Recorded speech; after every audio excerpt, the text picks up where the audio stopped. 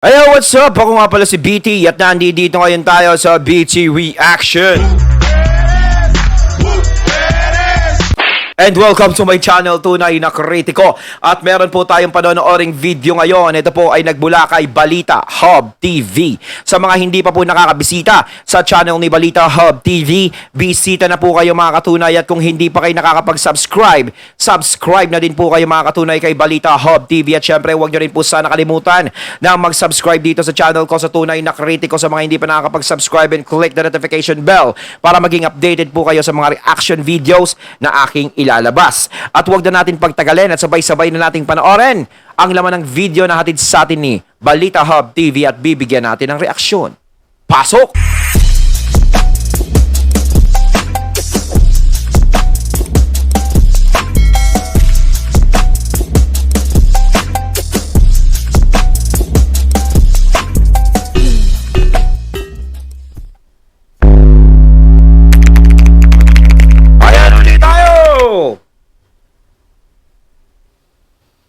Alright, pusap sa inyo. Ayan, syempre, bago natin simulan ito, nais ko nga palang magbigay syempre ng credits dito sa boses na ating maririnig at bibigyan ng reaksyon. Walang iba kung hindi si Sir Jake Magnus. Sa mga hindi pa nakakabisita sa channel ni Jake Magnus TV, bisita na po kayo mga katunay. At kung hindi pa kayo nakakapag-subscribe, subscribe na din po kayo mga katunay kay Jake Magnus TV. Pagpatuloy natin.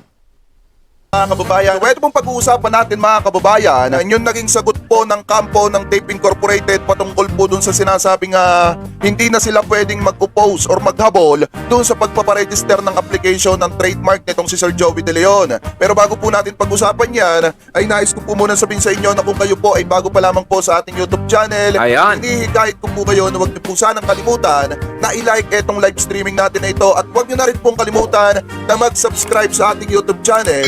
Hit nyo na rin po yung ating notification bell para lagi po kayong updated sa tuwing mag-upload po tayo or magla-live tayo ng mga ganitong klase ng video or e-show. Nga pala mga kababayan, gusto ko kayong batiin ng isang magandang umaga, tanghali, hapon, gabi sa mansulok na mundo kayo naroroon. Mapa sa Pilipinas man po kayo or ibang bansa, sana po ay nasa mabuti po kayong kalagayan at gabayan po kayo ng ating Panginoon. Mabuhay po kayong lahat.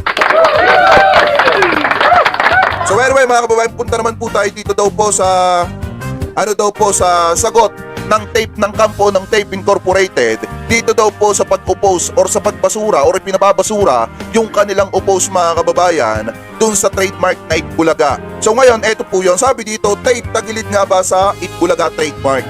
Eto po ay galing sa board listed mga kababayan. Yan po yung source natin. Sabi dito, eto, yan.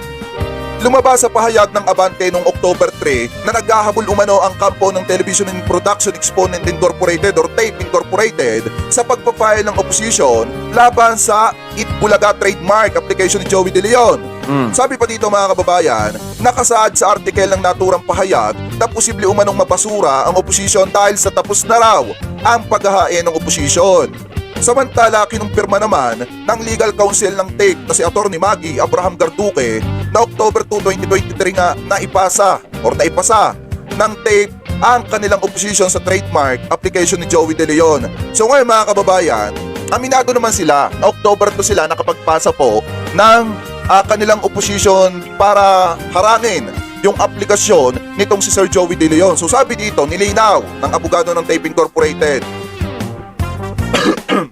Excuse me po. Sabi po dito, nilinaw ng abogado na October 1 ang huling araw para sa paghahain ng opposition, pero dahil pumatak nga raw ng linggo ang due date, ang date ng October 1 mga kababayan, ay October 2 na lamang daw po nila ito yung pinasa dahil nga pumatak daw po yun ng Monday. So alam nyo ba mga kababayan, napakasimple lang naman ang sagot natin dyan.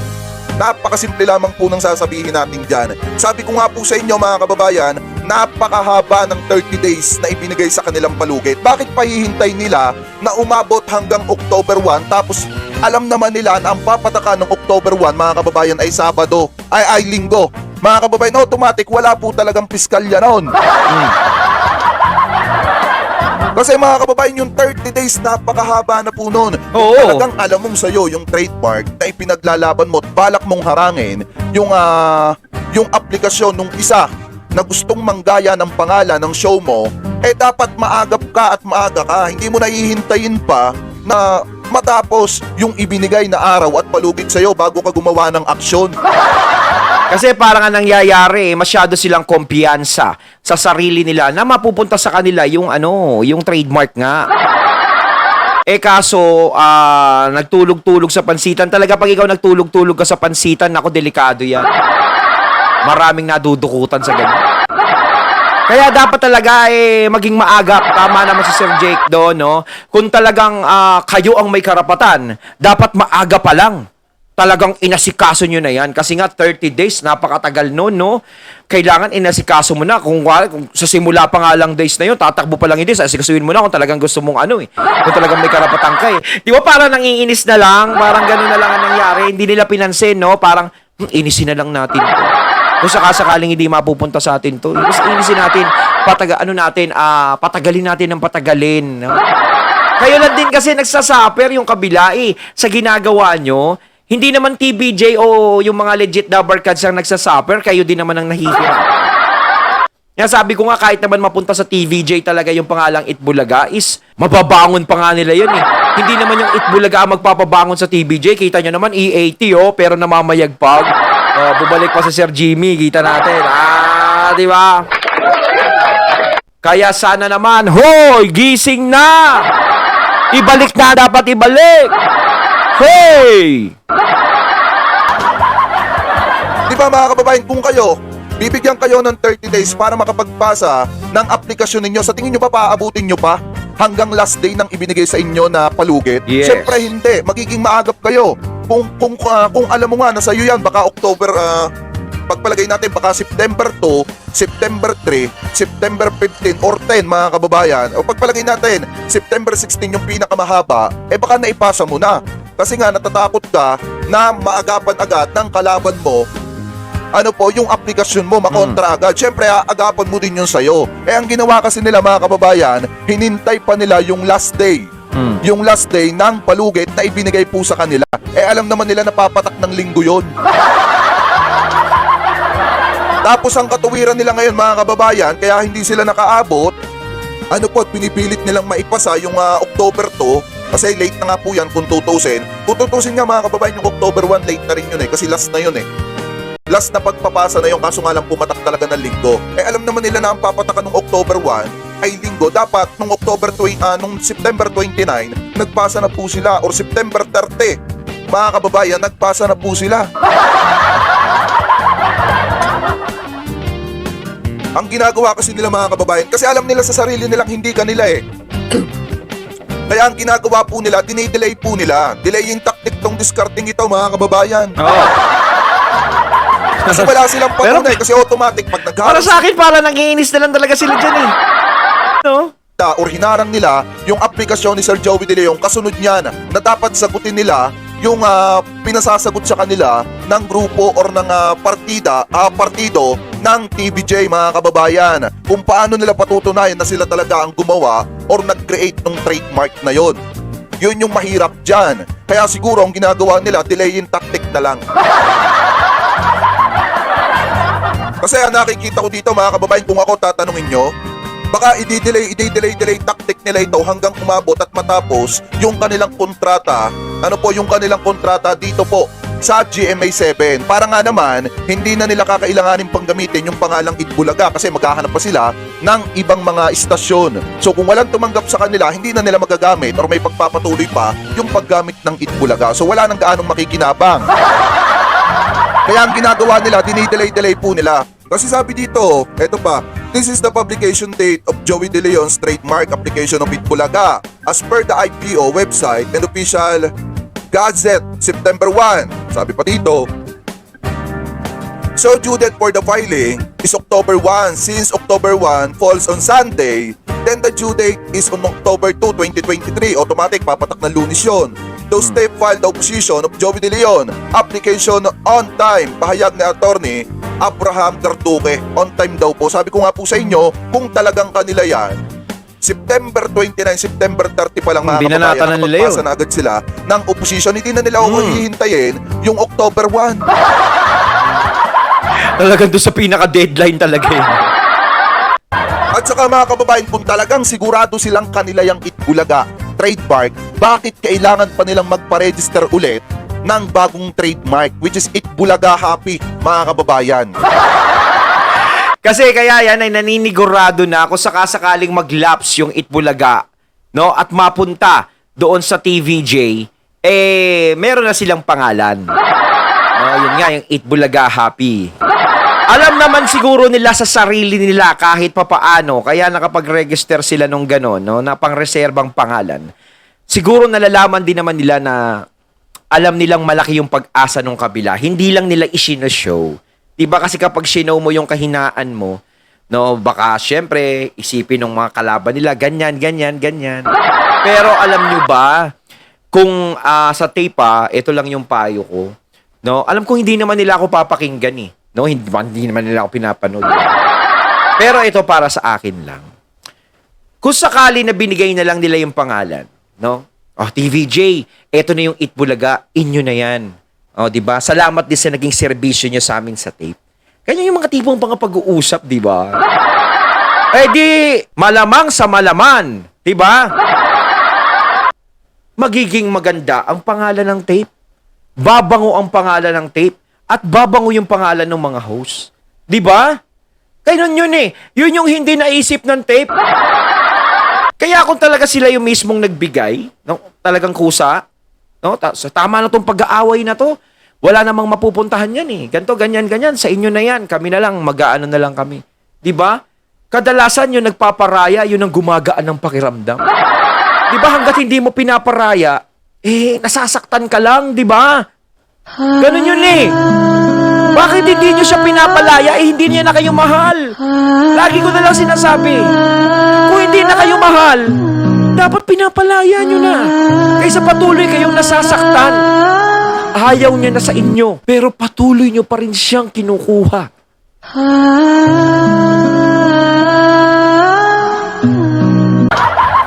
Diba? Kasi kung makikita nyo, ito yun oh. Ito yung aplikasyon ni Sir Joey De Leon. Ito, natalakay na natin ito nung nakaraan, mga kababayan. Ayan o. Kung makikita ninyo, ayan, application number. 42023.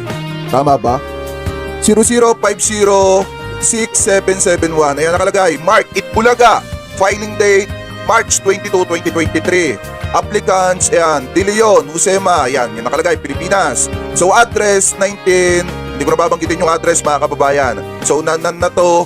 Tapos na nakalagay dito, mga kababayan, yung pinaparegister ito, Class 41 Entertainment Services.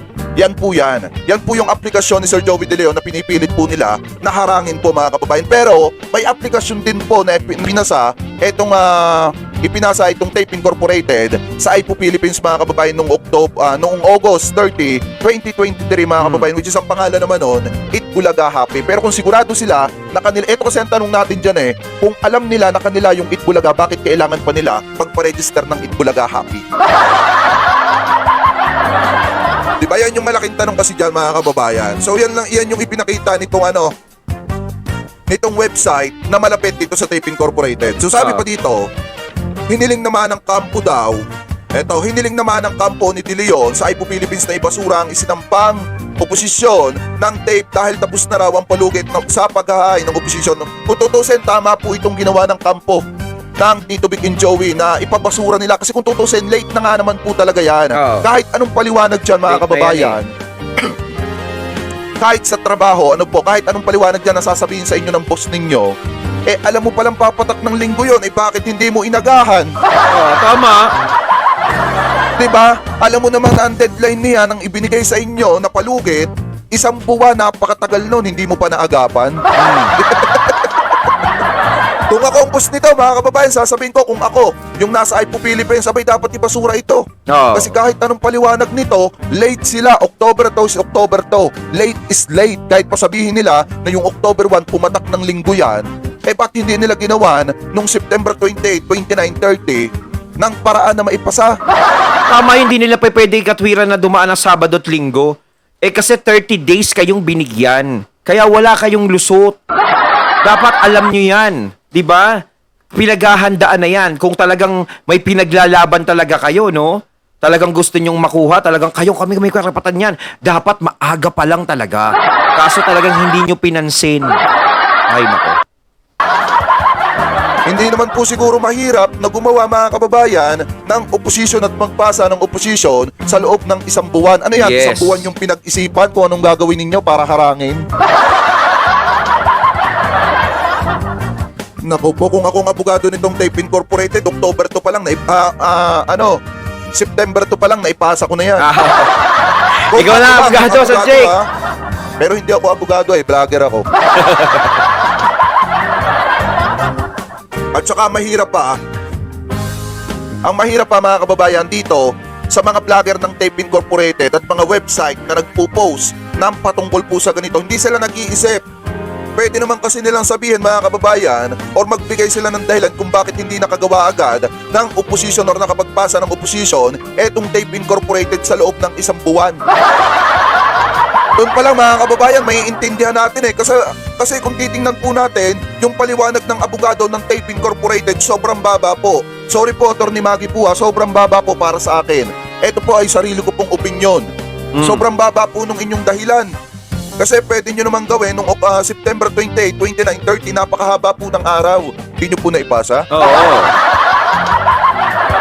Sabi pa dito mga kababayan, magkagayon man, nauna nang ipinahayag ng Director ng Bureau of Trademark ng IPO na si Director Jesus Antonio Rose na kinikilala ng kanilang tanggapan na ang TAPE ang prior registrant ng Itbulaga trademark for merchandising, not for entertainment mga kababayan. Ayun, at ating natunghayan ng video na nagbula kay Balita Hub TV at syempre natunghayan din natin ang boses na yon na nagbula kay Jake Magnus. Ayan ha, tama naman si Sir Jake. Late is late. Huwag na kayong humabol. Bigay nyo na lang talaga kasi para natapos na yan. Lagi na lang namin sinisigaw sa inyo. Ibigay nyo na, ibigay nyo na, ibigay nyo na. O kayo mga katunay na masasabi nyo tungkol dito. So once again, I'm BT and I'm out. Peace.